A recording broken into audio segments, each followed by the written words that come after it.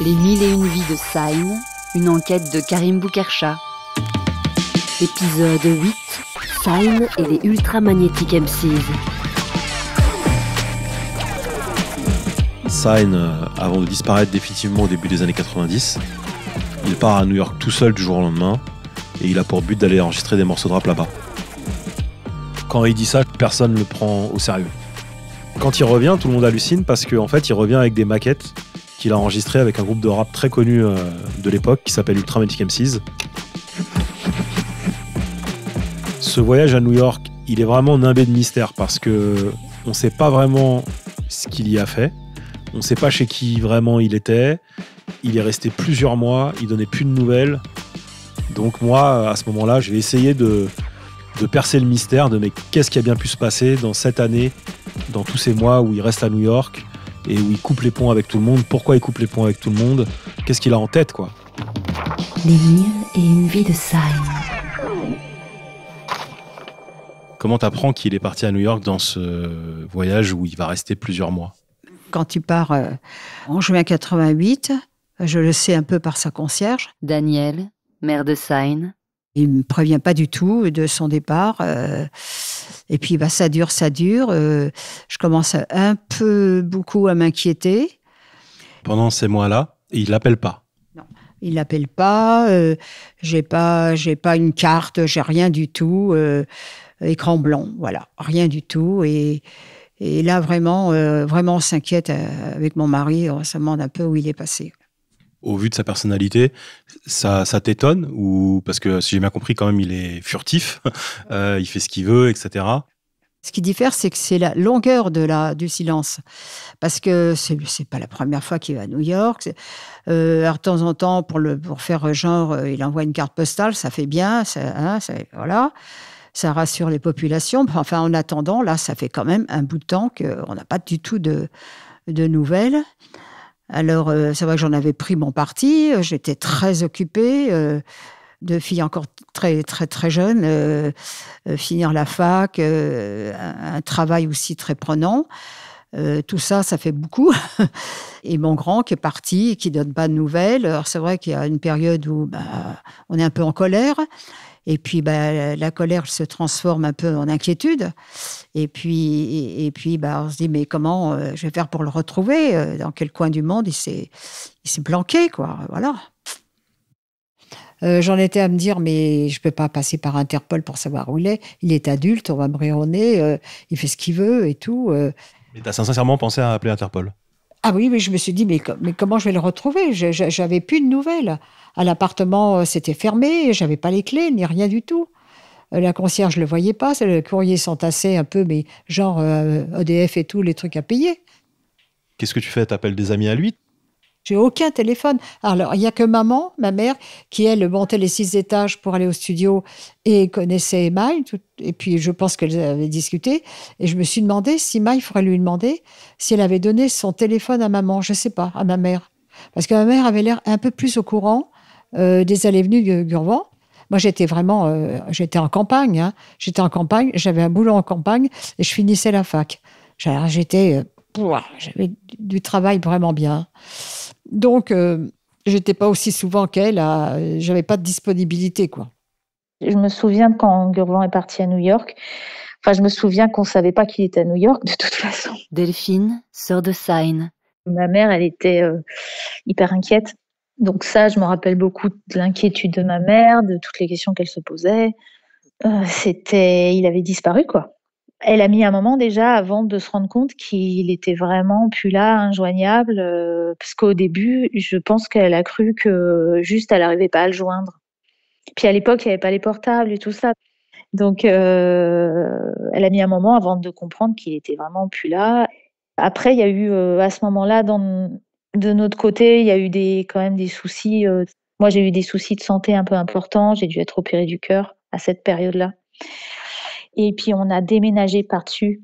Et donc, en fait, le tout, ça a fait que je pense que c'était quand même pas mal rock'n'roll, là, à ce moment-là. Pour ma mère, en tout cas.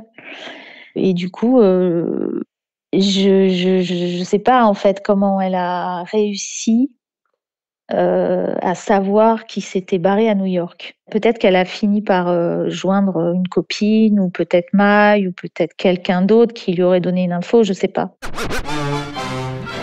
Listen, all you New Yorkers. Quand il part, il me dit qu'il va à New York pour aller enregistrer des morceaux. Maï Lucas, photographe. Il a déjà écrit dans sa chambre et chez moi des milliers de textes. Il rappe en anglais. Il essaye que ça rime, qu'il y ait une bonne énergie. Donc je sais qu'il part à New York pour enregistrer des morceaux. C'est la base. Je sais qu'il part chez Kate parce que c'est rassurant, parce que c'est chez la sœur de Philippe, de Bando.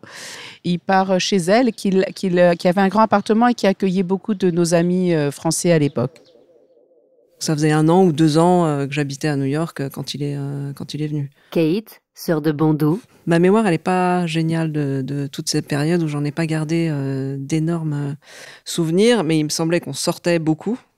Il venait avec nous, avec ma copine Rebecca, quand on sortait le soir dans des boîtes différentes, le Area ou alors le Palladium, enfin les endroits, les clubs qu'il y avait à l'époque. Donc j'ai des souvenirs de lui venant avec nous en boîte jusqu'à tard.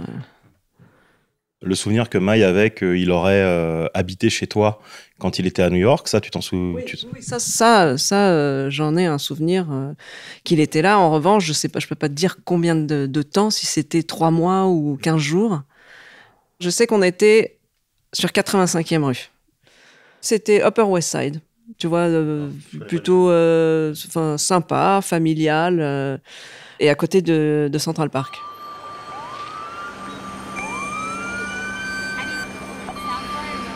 Et à l'époque, à New York, quand on s'appelait, tu sais, on appelait des cabines téléphoniques et on demandait un PCV. Maï Lucas. Et là, tu avais un Américain qui disait « Ouais, c'est quelqu'un qui vous appelle de New York, est-ce que vous acceptez ?» Et tu disais « Oui », et tout d'un coup, c'était toi qui payais et la personne de la cabine téléphonique pouvait t'appeler de New York. Au bout de 2 mois, plus de nouvelles de Sign. Il ne m'appelle plus. Et à partir de ce moment-là, je n'ai plus de nouvelles de Sign du tout. Il a complètement disparu. Je me rappelle de Mike qui était triste parce que s'est séparé de lui parce que il n'était pas à la fête quand c'est arrivé. Leeds, graffeur. Je voyais plus ça dans le quartier et j'avais vu Mike. Je lui ai dit Sign il est où? Et en fait elle me dit je suis séparé. Et il est parti à New York. Ouais, il est parti. Vous êtes séparés quand? Elle me fait ça fait 1 mois et demi. Et je suis depuis 1 mois et demi là à New York. Et en fait il est parti. Il est parti pendant des mois. En fait combien de temps il est parti? Je sais pas. Mais il est parti super longtemps. J'étais triste parce que j'ai vraiment eu ce sentiment qu'il m'avait abandonné, tu vois, qu'il était parti.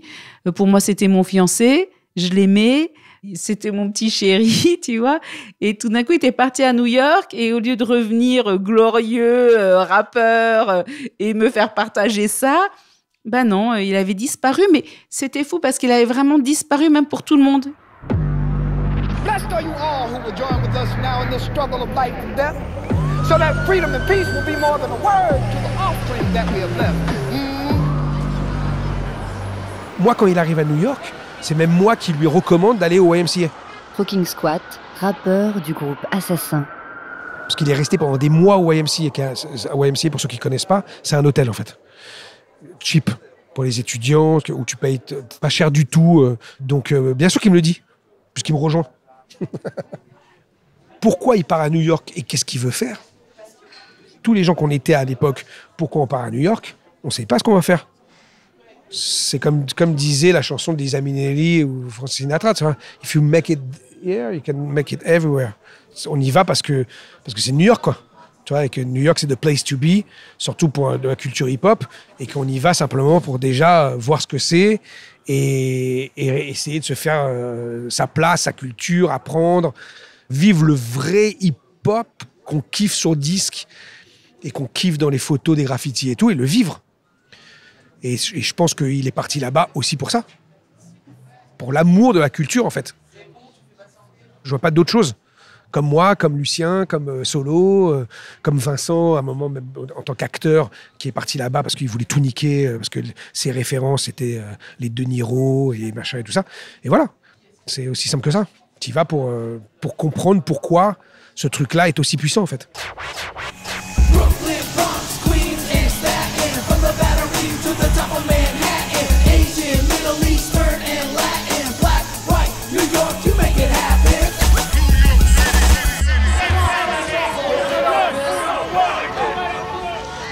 J'ai des souvenirs de lui où je le croise à New York tout le temps. Mais moi, à cette époque-là, je suis en survie permanente, gros. Je bosse sur 3 boulots différents.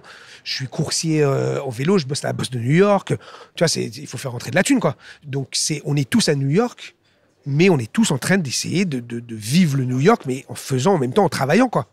Donc, on n'est pas une bande de potes où on se voit tous les jours, toutes les 5 minutes.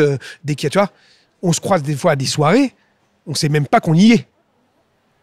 Parce que, t'es là, putain, mortel, ouais, tu fais quoi, ouais, je repars. À un moment, New York, ça va trop vite. Quand tu commences à habiter à New York, t'es plus en vacances. T'es en train de vivre New York. Et New York, c'est simple. C'est où tu bosses et tu vis, ou tu bosses pas et tu meurs. Donc tout le monde bosse. La première fois que j'ai rencontré Sign, c'était chez Kate Lehman, qui est la petite sœur de Bando, qui habitait à New York et qui hébergeait Sign. Monté, producteur de musique.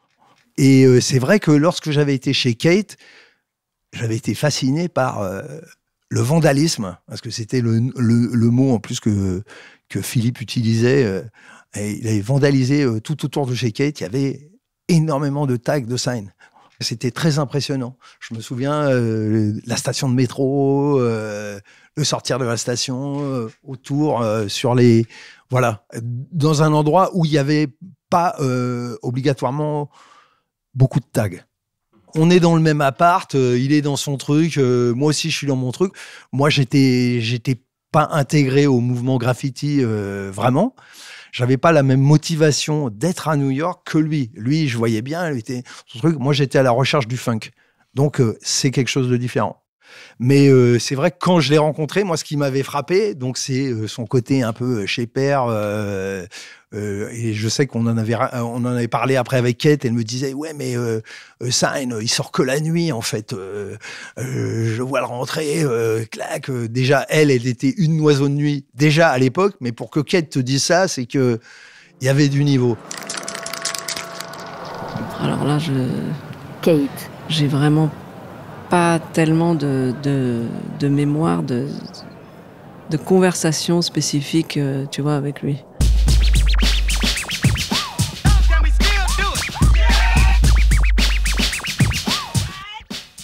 Il part et il dit qu'il va enregistrer un disque de rap. Et nous, on est là, genre... Ok. Solo, rappeur du groupe Assassin. Nous, on n'y est pas arrivé où on se dit que c'est ce qu'on va faire, et ainsi de suite. Et toi tout seul, comme ça. Ok. C'est un peu genre, vas-y, fais voir. Et puis après, on apprend que il s'est mis à la colle avec Ultra. Déjà, ça, c'est... Parce que quand tu vois le New York de l'époque, genre, toi, petit blanc français, des mecs du Bronx en mode Renoir survénère dans le truc, ils te prennent, toi, sous leur aile. Ok, d'accord. Qu'est-ce qu'ils représentent et qui sont les Ultra Magic M6 à cette époque-là? C'est le groupe qui arrive avec un new style rap, tu vois, et ainsi de suite, et qui arrive, c'est un peu le mec, les mecs qui sont arrivés, c'est le raz-de-marée, quoi. Ultra, c'était vraiment un groupe très très authentique, c'est pas du tout le groupe manufacturé ou commercial du tout, quoi. Kay, graffeur. Le fait qu'ils aient percé comme ils aient percé et qu'ils soient aussi inévitables dans les shows radio ou dans les soirées même, tu vois, ou même dans les Walkman de tous les mecs que tu rencontres. À la rigueur, même si un gars, on a un poste et il joue une cassette et il a pas un son de Ultra dessus, on se dit, il te manque quelque chose, quoi. Well, I'm an equalizer, known to be graphic. I clear static, breaking up traffic. Move while I enter the groove. I'm on top and happy to prove to whack MCs who claim to be better than. No way, I'm frankly more clever than all of you.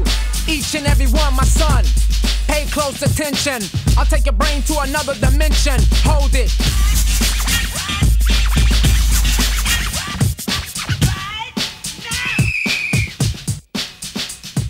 Pour nous, il va à New York, il va revenir. Moi, j'avais donné de l'argent pour qu'il m'achète des Avia, tout ça. Leeds. Finalement, il reste beaucoup plus longtemps. Et il fait un truc avec Ultra. Qu'est-ce que tu veux dire à ça? Moi, je sais que ma première réaction, j'étais super étonné, quoi. Je dis, wow. Je sais plus si Ultra Magnetic MC, je l'ai appris bien après, ou si c'est à ce moment-là. Une chaîne du groupe NTM. C'est peut-être De Gaulle qui me dit putain, mais ça, il fait des trucs avec Ultra, mais c'est très possible parce qu'il était au courant un peu de tout, lui. Et qui rappait avec Ultra Magnétique. Je dis, mais c'est quoi ce délire Il fait que ça m'a fait, mais c'est me dire, mais what the fuck? Le mec rappe pas, d'ailleurs, mais il rappait pas en France, quoi. Donc, je me dis, comment il rappe avec les Ultra Magnétiques? Le gars ultra avant-garde, quoi. Tu vas avoir Ultra Magnetic MC à New York, qui sont comme des grosses Kaira. Leur premier album s'appelle The Critical Beatdown. Et sur la couverture, tu vois les 4 genre en train de poser et tout, sur un tas d'ordures. Et la maison de disque avait recentré donc sur eux, genre le bas de... Je sais pas si on voyait leurs chaussures ou pas, mais ils sont sur ce tas d'ordures. Et moi, j'ai déjà vu la photo vraiment entière qui avait été faite pour cette cover, où Ultra Magnetic M6, tu les vois donc posés sur ce tas d'ordures. C'est un plan un peu large.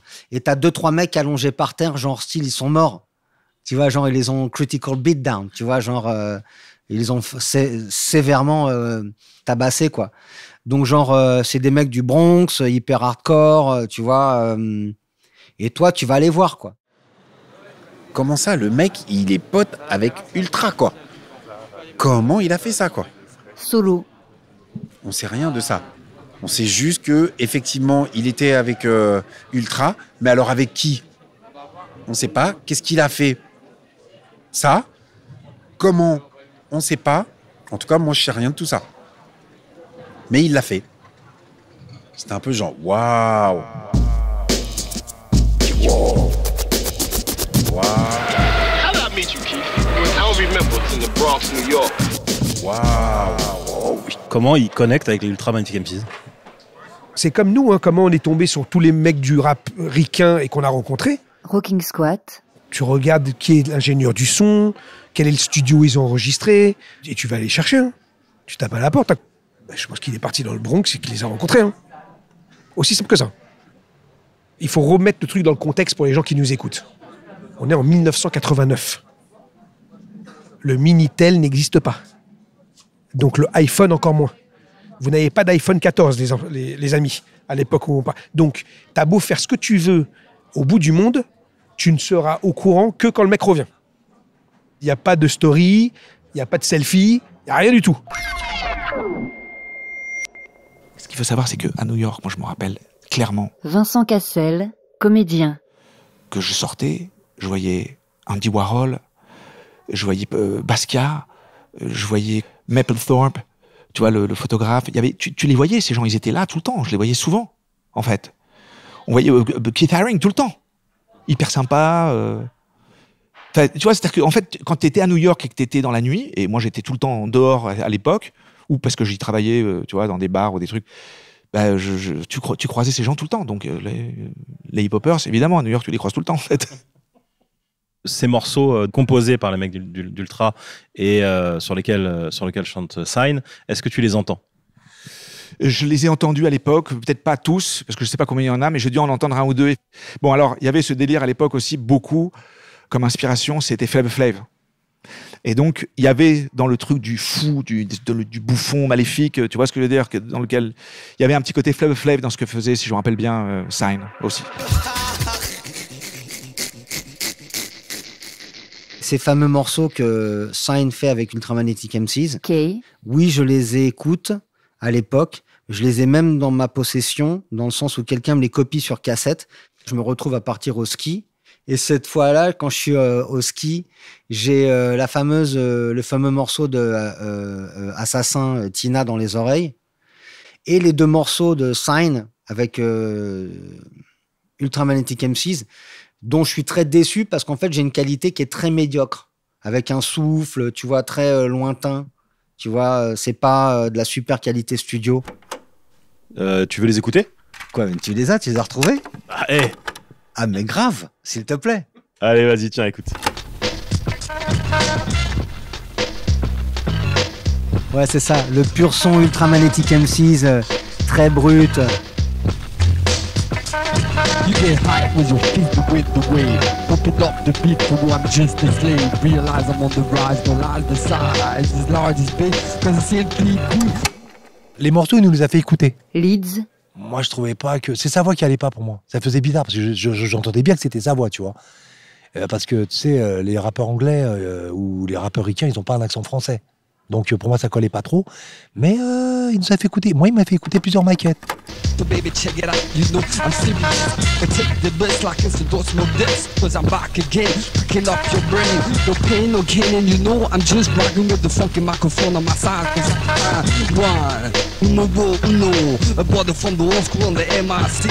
And since you know my name, don't say he. But say someone, go sign one, check it out. I rock it up to never come cause I'm tough. So step up, move out and close your mouth. Je sais même pas quoi te dire. Solo. Ouais, t'as envie. Pour moi, c'est tout ce qui ressort. C'est pas vraiment structuré. C'est à l'arrache. Il parle de tout et n'importe quoi. Y a pas de sujet. Un gars comme Kool Keith qui est là et qui dit de toute façon c'est moi le meilleur MC, c'est moi le et qui arrive avec des rimes et des concepts de rap vraiment lunaire. Il est ailleurs, il est sur une autre planète. Donc je peux comprendre qu'il se soit entendu. Mais maintenant, lui, le fait d'être sur une autre planète, Kool Keith, il y a une forme... Tout son délire est construit autour de ça. Là, dans ce que présente Sign, je ne saurais dire autour de quoi le truc est construit, quoi. Donc c'est... T'es là, tu fais bon, ok, d'accord. Tu vois, il y a un truc. Et après, le truc, c'est quoi? C'est, à mon avis, c'est que tu dois les payer, à mon avis, tu vois, ou un truc dans le genre. Et c'est là où on commence un peu à se poser des questions de comment est-ce qu'il fait le truc, et ainsi de suite. Et au début, on se doute vraiment de rien, quoi. Et c'est quand il revient où là, déjà, je crois, j'ai un vague souvenir où il nous fait écouter ce qu'il a enregistré. Et on est là, genre... Mais t'es sérieux, gars? Mais ils se sont foutus de ta gueule, frère. Quand tu vois les trucs qui sortaient, eux, à l'époque, où tu vois, ça envoie du... et toi, ils t'ont fait rapper sur un beat, ils t'ont fait une démo, mais en... Ok, tu vas sortir un disque de ça? C'est un peu genre... Hein? Il est dans son truc, genre, ouais, voilà, j'ai fait ça. Ouais, après, on va faire ça, et après... Mais... Moi, les souvenirs que j'en ai, c'est que même quand j'écoute, pour moi, c'est juste, ils se sont foutus de ta gueule. Le truc n'est pas abouti. C'est pas un morceau complet. Ce que ça laissait à penser, c'est que lui, il pensait qu'être à la colle avec ces mecs-là faisait que ça le mettait dans une position. Ok, d'accord, mais s'il n'y a pas le contenu qui va avec, d'accord, ok, c'est tes potes, tu les connais, tu peux les appeler et tout ça. Mais est-ce que t'es juste une manne financière ou quoi? Tu viens, tu leur payes pour qu'ils te fassent une démo, mais le mec, la démo, c'est même pas une démo, quoi. Ils l'aboutissent même pas. Je sais pas, je te dis ça, c'est mes souvenirs qui parlent là. Mes souvenirs, c'était bon. Frère, t'as de l'oseille, mais ça s'arrête là, quoi. Alors j'imagine évidemment qu'ils ont dû te faire tourner un peu en bourrique. Ok. Ça, évidemment, tu passes par ça, tu vois, surtout qu'il va arriver un mec d'Europe qui est prêt à leur acheter des beats, tu vois, genre... ils se disent, ok...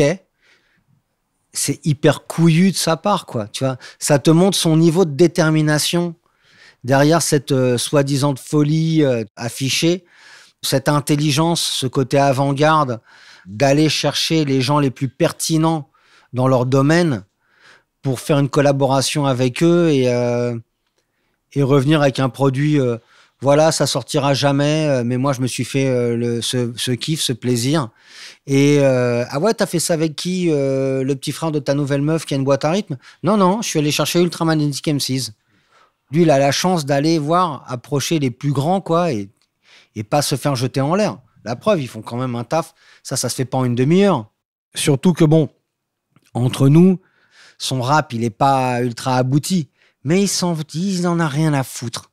Il n'en a rien à foutre.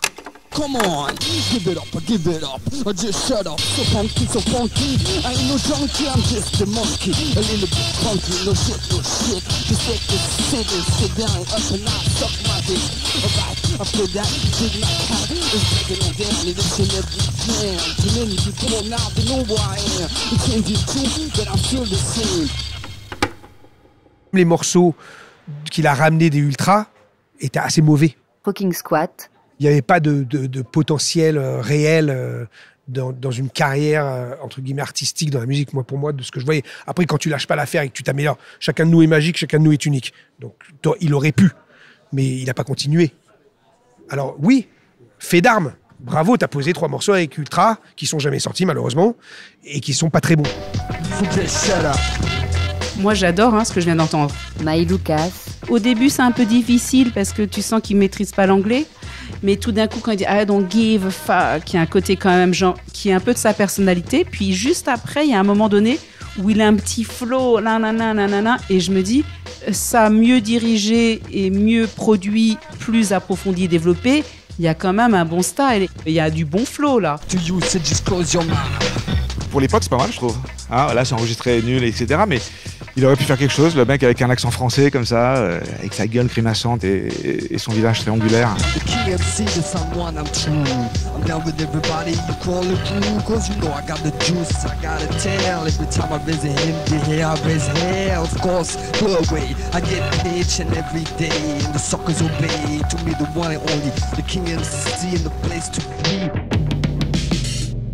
Les Américains, ils n'ont pas pu comprendre ce mec.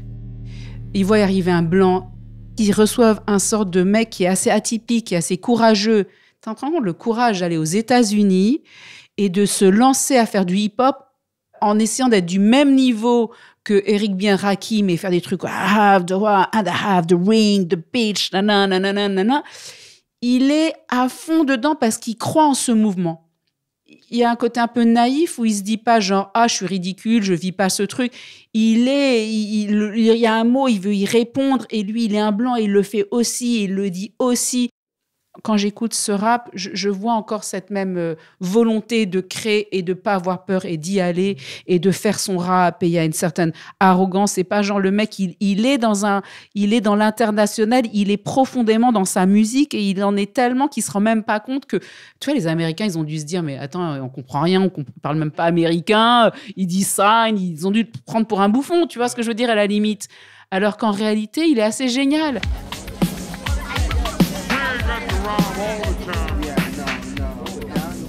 Durant son dernier voyage à New York, hormis les morceaux qu'il a enregistrés avec les Ultras, on ne sait pas trop ce qu'il a fait, Sign.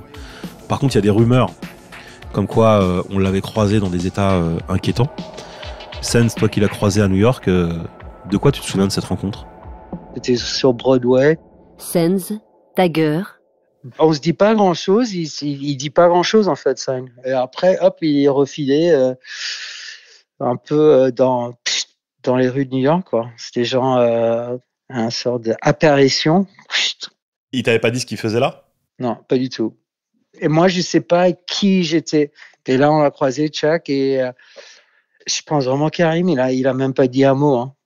Et juste regardé un peu, like, over the back, juste un peu regardé sur les épaules, comme ça, je rappelle. Et après, hop, il s'est faufilé dans les rues, c'était la nuit, et voilà, c'était tout. Je sais pas, j'aurais presque voulu, tu vois, éviter nous parler ou même parler avec nous. Et après, c'était tout. Et après, il était juste vraiment reparti, genre rapidement.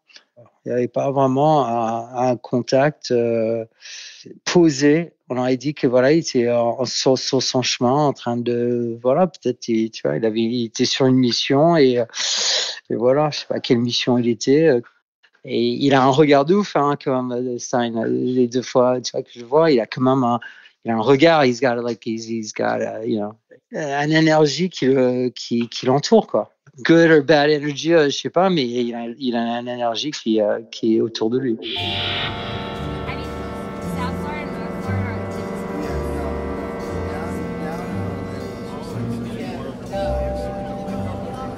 Il était comment, Gurvan, à New York, à cette époque-là?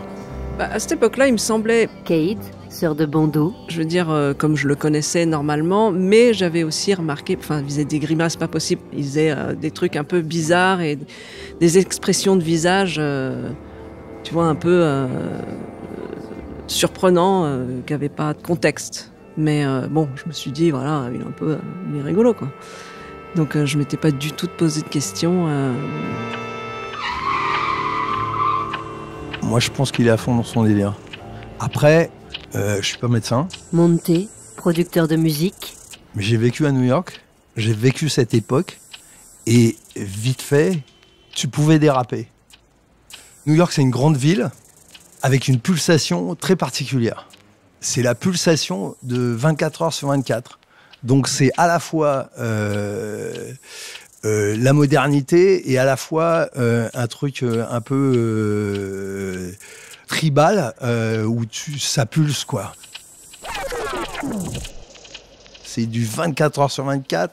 24 heures sur 24, tu peux aller manger, danser, aller au ciné, rencontrer des gens, créer et avoir des aventures et des espèces de rencontres qui vont catalyser, tu vois, autre chose.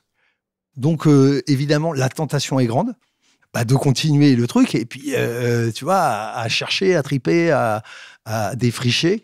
Et puis, il faut en même temps se laisser à la fois embarquer dans des histoires qui peuvent être des aventures, et des aventures assez incroyables, ou aussi être capable d'accepter de te retrouver dans un truc un peu plus lugubre, ou comment est-ce que tu fais pour t'en sortir.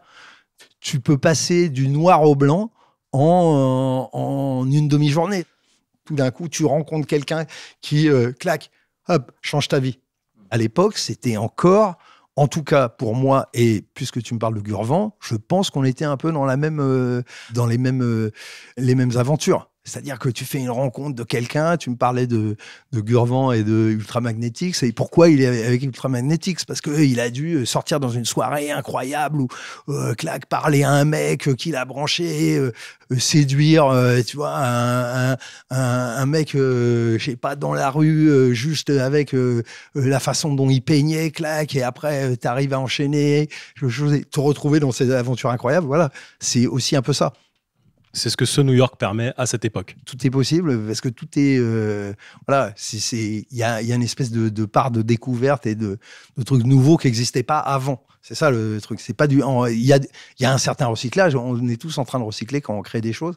Mais ouais, dans ce New York-là, tout est possible, quoi. Incroyable. Mais voilà, comme ils disent, every bright side has a dark side. C'est le blanc et le noir. Et donc, être capable de naviguer là-dedans sans perdre pied, c'est vraiment de la glisse, mais de la glisse à haut niveau. Moi, j'ai quelques personnes autour de moi qui se sont vraiment cassé la gueule à New York.